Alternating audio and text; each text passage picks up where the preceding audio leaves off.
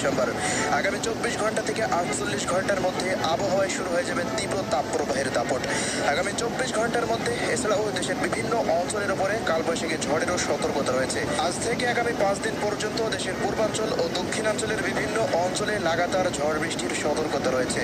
তো প্রিয় দর্শক, আজ ও আগামীকাল রাজধানী ঢাকা বিভাগ থেকে শুরু করে খুলনা, বরিশাল, চট্টগ্রাম, সিলেট, ময়মনসিংহ, রংপুর ও রাজশাহী বিভাগ সহ ভারতের পশ্চিমবঙ্গের আসাম, মেঘালয় ও ত্রিপুরা রাজ্যের কলকাতার কোন কোন অঞ্চলগুলোতে আবহাওয়া পরিস্থিতি কেমন থাকবে জানিয়ে দিব। সম্পূর্ণ বিস্তারিত ভিডিওটি শেষ পর্যন্ত দেখতে থাকুন।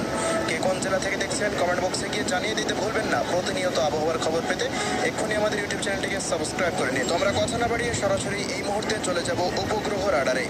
তো প্রিয় দর্শক, এই মুহূর্তের উপগ্রহ চিত্রের রাডারের তথ্য অনুযায়ী দেখা যাচ্ছে রাজধানী ঢাকা বিভাগ থেকে শুরু করে খুলনা, বরিশাল, চট্টগ্রাম বিভাগ সহ দেশের অধিকাংশ জেলার আকাশ পুরোপুরি পরিষ্কার রয়েছে।